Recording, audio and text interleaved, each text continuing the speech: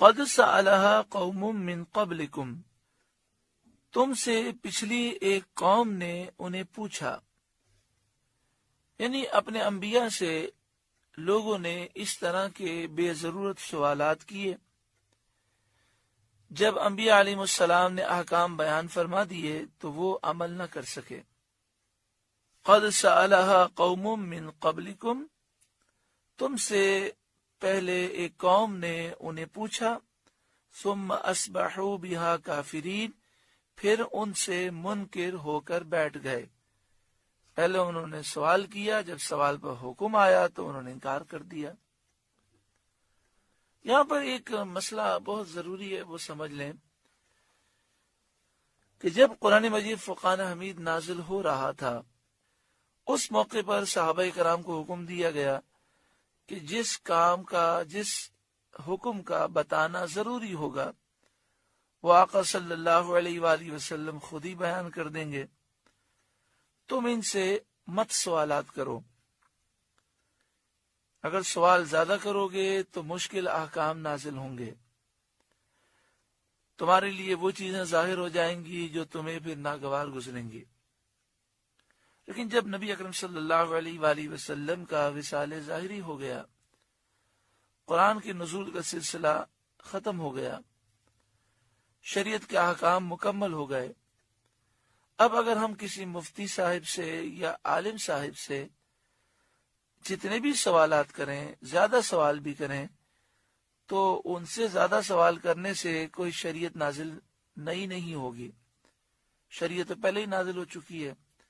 تو ہم جتنے بھی سوالات کریں وہ وہی حکم بیان کریں گے جو قرآن پاک میں ہے، جو حدیث پاک میں ہے۔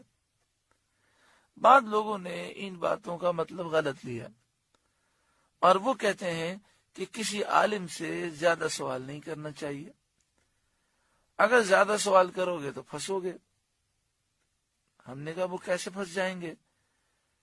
کیونکہ ہم جتنے بھی سوالات کریں وہ تو وہی حکم بیان کر سکتے ہیں جو شریعت میں حکم موجود ہے۔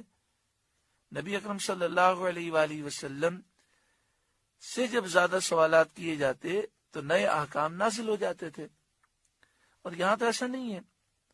اور دوسرا، قرآن مجید فرقان حمید نے حکم دیا، فَاسْأَلُوا أَهْلَ الذِّكْرِ إِن كُنتُمْ لَا تَعْلَمُونَ، اگر نہیں معلوم تو اہل علم سے پوچھو۔ اور نبی اکرم صلی اللہ علیہ وآلہ وسلم نے بھی ہمیں پوچھنے کا حکم دیا کہ اہل علم سے پوچھو۔ تو وہ اس کا جواب یہ دیتے ہیں کہ جب ہم پوچھیں گے اور وہ مسئلہ بیان کر دیں گے، پھر ہم عمل نہیں کریں گے تو ہمیں گناہ ہوگا۔ بہت بڑی نادانی ہے۔ مفتی صاحب سے پوچھیں یا نہ پوچھیں، مفتی صاحب بیان کریں نہ کریں، ہر صورت میں عمل کرنا تو ضروری ہے۔ اگر مسئلہ نہیں معلوم تو دو گناہ ہے، ایک تو معلوم نہ ہونے کا گناہ ہے اور دوسرا عمل نہ کرنے کا گناہ ہے۔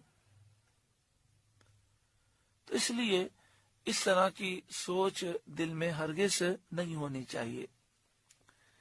دوسرے بعض لوگ یہ بھی سوچ بنا لیتے ہیں کہ ہم مفتی سے سوال ادھورا پوچھ لیں اور مفتی کہہ دے کہ یہ کام کرنا جائز ہے، اب ہماری جان چھوٹ گئی، کل بروز قیامت مفتی پکڑا جائے گا۔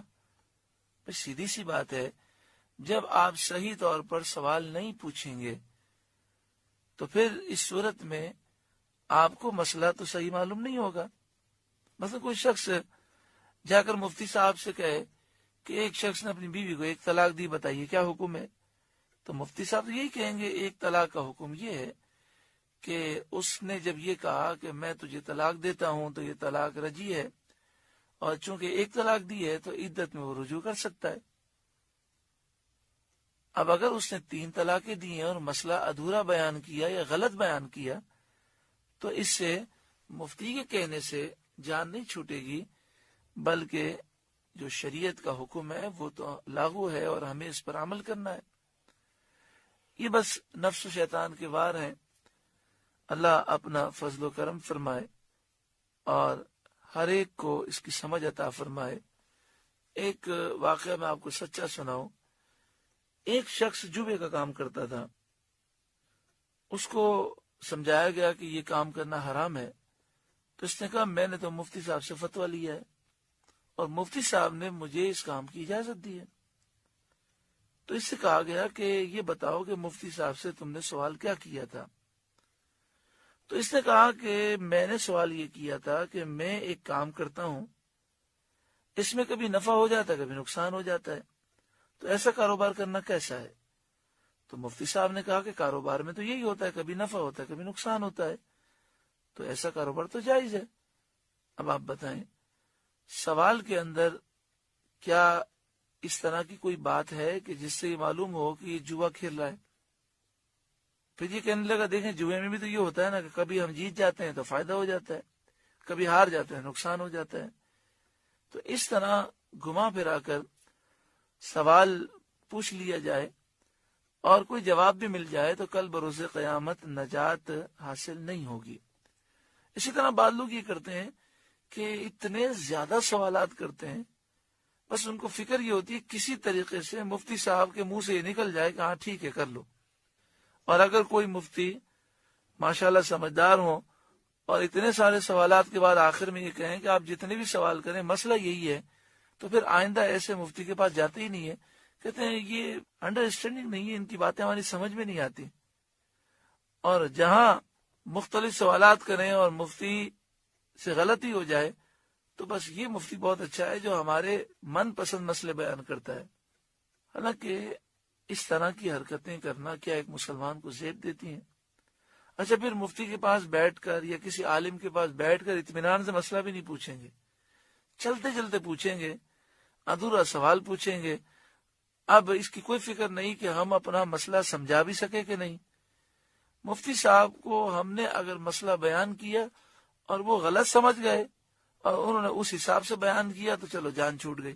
حالانکہ انسان کو فکر کرنی چاہیے، چلتے چلتے مسئلہ پوچھنے کے بجائے اطمینان سے بیٹھ کر وہ اپنا پورا مسئلہ بیان کرے۔ اور اس کے بعد اس کو یہ فکر ہونی چاہیے کہ ایسا نہ ہو کہ مجھ سے سوال میں غلطی ہو گئی، میں سمجھانے میں ناکام رہا، تو اس وجہ سے حرام تو حلال نہ ہوگا اور سارا گناہ میرے اوپر ہوگا۔